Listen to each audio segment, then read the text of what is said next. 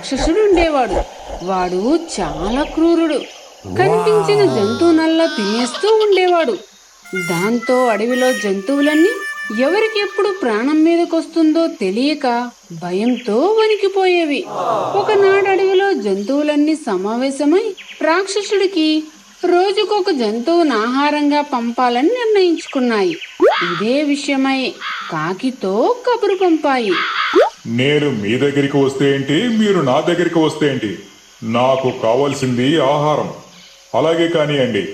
కానీ ఏనాడైనా మిస్ కొట్టారో నేను మీ అందరినీ కలిపి ఒకేసారి నమిలేస్తా, అది గుర్తించుకోండి అంటూ రాక్షసుడు కూడా అంగీకరించాడు.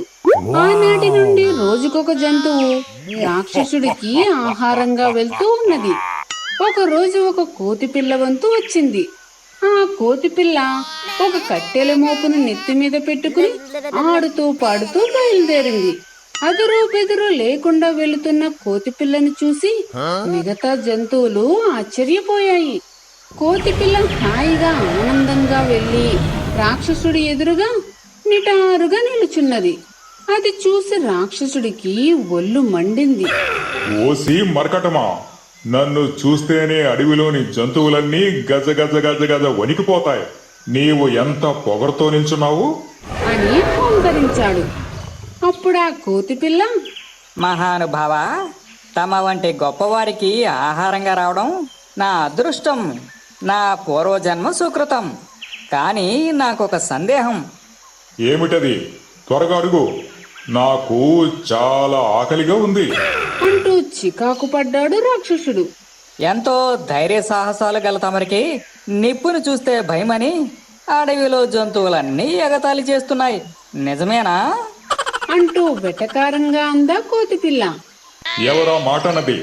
నిప్పును చూస్తే నాకేమీ భయం లేదు, అది ఒట్టి గాలి మాట అంటూ రాక్షసుడు గట్టిగా నవ్వాడు. వెంటనే ఆ కోతి పిల్ల తను తెచ్చిన కట్టెల మోపును తీసి దానికి నిప్పంటించింది. మహానుభావ, ఇక ఏమాత్రం ఆలస్యం చేయకుండా ఈ మంటల్లో దూకి తమరికి నిప్పంటే ఏం భయం లేదని అందరికీ తెలిసేలా చేసేయండి. ఆ తర్వాత హాయిగా నన్ను ఆరగించేయండి అంటూ రెచ్చగొట్టింది ఆ పిల్ల కోతి. ఇక తప్పక మరో దారి లేక ఆ రాక్షసుడు తనేంటో నిరూపించుకోవాలని ఆ అగ్నిలో దూకాడు. చివరికి తాలి బూడిదయ్యాడు. అది చూసి కోతి పిల్ల ఆనందంతో గంతులు వేసింది. మిగతా జంతువులన్నీ వచ్చి కోతి పిల్లను ఎంతగానో అభినందించాయి. ఒకరోజు ఒక పిల్లి చేపలు పట్టడానికి ఒక చెరువు దగ్గరకు వచ్చింది.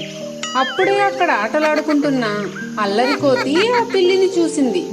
అరే, ఈ పిల్లేదో చేపలు పట్టడానికి వచ్చినట్టుంది.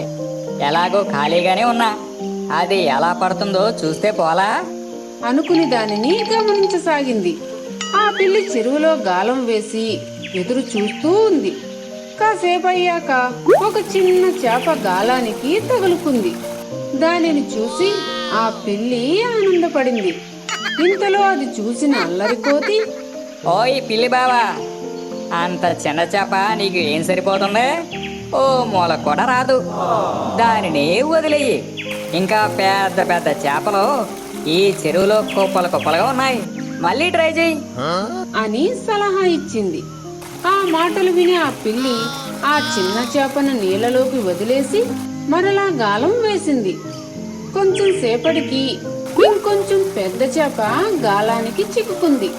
దానిని చూసి ఆ పిల్లి చాలా సంబరపడింది. మళ్ళీ అది చూసిన అల్లరి కోతి, ఇది కూడా ఏమంత పెద్దగా లేదు, ఎంతకంటే పెద్ద పెద్ద చేపలు ఇక్కడ నుంచి అందరూ ఆనందంగా పట్టుకుని పోతా ఉంటే నువ్వు మాత్రం ఇంత చిన్న చేపను పట్టుకుని పోతే నవ్వరా?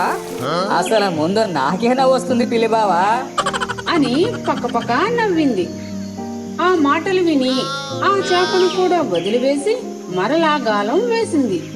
ఈసారి మొదటి రెండో చేపల కంటే చాలా పెద్ద చేప పడింది. దానిని చూసిన పిల్లి సంతోషం పట్టలేక ఎగిరి గంతేసింది. అది చూసిన అల్లరి కోతి వికారంగా మొహం పెట్టి, చిచి, అది ఓ చేపేనా? మా పిల్లి బావా ఎంత పెద్ద చేప పడతాదో అని పని మానేసి మరీ నేను ఇక్కడ కూర్చున్నాను. పెద్ద చేపను పట్టడం నీ వల్ల కాదంటే చెప్పు, నేను వెళ్ళిపోతాను. అంటూ హేళనగా మాట్లాడింది. దాంతో పిల్లి సిగ్గుపడి దానిని కూడా వదిలివేసింది.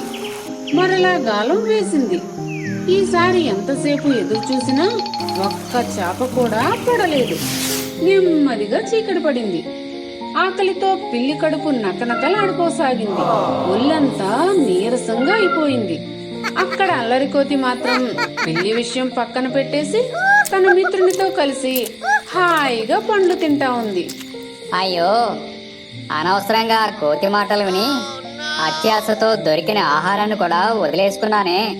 అందుకే అంటారు మూర్ఖుల మాట అస్సలు వినకూడదని.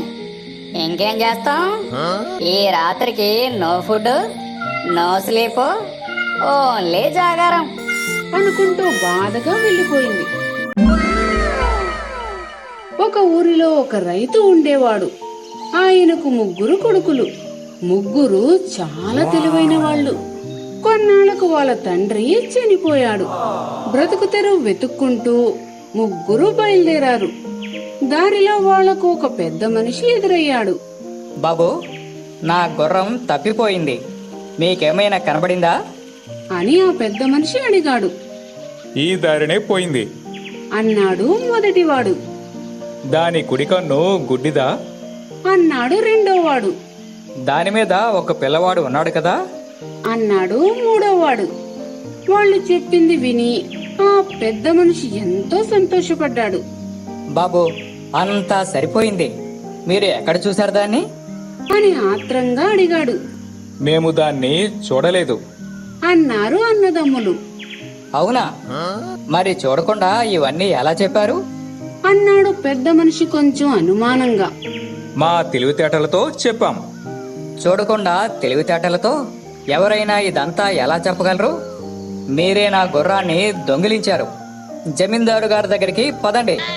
అన్నాడు కోపంగా ఆ పెద్ద మనిషి. అందరూ జమీందారు దగ్గరికి వెళ్లారు. పెద్ద మనిషి జరిగిందంతా చెప్పాడు.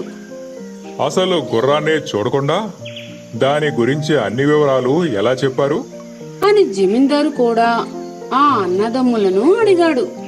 మా తెలివితేటలను ఉపయోగించి చెప్పాం. అన్నారు వాళ్ళు. అదే అడుగుతున్నది.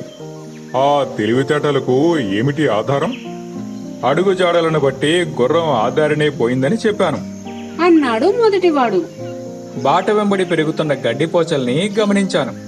బాటకు ఎడమ పక్కన ఉండే గడ్డి పరకలు మేసి ఉన్నాయి, కుడి పక్కవి మేయలేదు. అలా తెలిసింది అది గుడ్డిదని, దాని కుడి కన్ను పనిచేయట్లేదని. అన్నాడు రెండోవాడు. మేం వచ్చే దారిలో ఒక మడుగు ఎదురైంది. ఆ మడుగు దగ్గర గుర్రం అడుగులు, పిల్లవాడి అడుగులు కనబడ్డాయి మాకు. వాళ్ళు దాంట్లో నీళ్లు తాగినట్టున్నారు. దాన్ని బట్టి గుర్రం మీద పిల్లవాడు ఉన్నాడని తెలుసుకున్నాను. అన్నాడు మూడోవాడు. జమీందారు వాళ్ళ తెలివికి విస్తుపోయాడు. అయినా వాళ్లను ఇంకోసారి పరీక్షించాలని అనుకున్నాడు. పనివాడికి ఏదో సైగ చేశాడు. వెంటనే వాడు ఒక పెట్టె మోసుకుని వచ్చాడు. ఆ పెట్టెలో ఏముందో చెప్పండి, అప్పుడు గాని మీ మాటలు నమ్మను. అన్నాడు జమీందారు. అందులో తేలికైన వస్తువులు ఉన్నాయి. అన్నాడు మొదటివాడు. అవి గుండ్రని వస్తువులు. అన్నాడు రెండోవాడు. అవి మామిడి పండ్లు. అన్నాడు మూడోవాడు. వెంటనే పనివాడు పెట్టె మూత తీసి చూపించాడు. వాళ్ళు చెప్పినట్టు నిజంగానే అందులో మామిడి పండ్లే ఉన్నాయి. దాంతో ఆశ్చర్యపోవడం జమీందారు వంతయింది. ఇదేలా చెప్పగలిగారు? అడిగాడు జమీందారు ఆసక్తిగా. పనివాడు ఆ పెట్టెను ఆలవోకగా తీసుకొచ్చాడు. వాడు మోసే తీరును బట్టి అందులో తేలికైన వస్తువులు ఉన్నాయని తెలిసింది. అన్నాడు మొదటివాడు. పెట్టెలో వస్తువులు దొర్లిన శబ్దం వినపడింది. అవి దొర్లినప్పుడు పెట్టె వంకర తిరగడము, పనివాడు దాన్ని సవరించడము చూశాను. అట్లా అవి గుండ్రనివని చెప్పాను. అన్నాడు రెండోవాడు. వాడు పెట్టెను తూర్పు వాకిలి నుండి తెచ్చాడు. భవంతికి అటువైపున మామిడి చెట్లు కనిపిస్తూనే ఉన్నాయి. అదీగాక ఈ కాలంలో కాచేది మామిడికాయలే కదా, దాన్ని బట్టి చెప్పాను అవి మామిడి పండ్లని. అన్నాడు మూడోవాడు. వాళ్ళు చెప్పిందంతా విని జమీందారికి ఆశ్చర్యం కలగడమే కాకుండా చాలా సంతోషం కూడా వేసింది. శభాష్, మీ తెలివితేటలు అద్భుతం. ప్రతి అంశాన్ని మీరు సూక్ష్మంగా గమనించి సరళంగా వివరించే పద్ధతి అమోఘం. లోకాన్ని చూడడం ఎలాగో మేమంతా మీ నుండే నేర్చుకోవాలి. శభాష్. అని జమీందారు ఆ ముగ్గురు అన్నదమ్ములను ఎంతగానో మెచ్చుకున్నాడు. వాళ్లకు లెక్కలేనన్ని కానుకలిచ్చి తన కొలువులోని సలహాదారులుగా నియమించుకున్నాడు. ఫ్రెండ్స్, ఈ వీడియో మీకు నచ్చినట్లయితే లైక్ చేయండి, మీ ఫ్రెండ్స్ కు షేర్ చేయండి, తప్పనిసరిగా కామెంట్ చేయండి. అలాగే మా ఛానల్ సబ్స్క్రైబ్ చేసుకుని మాకు సపోర్ట్ చేయండి.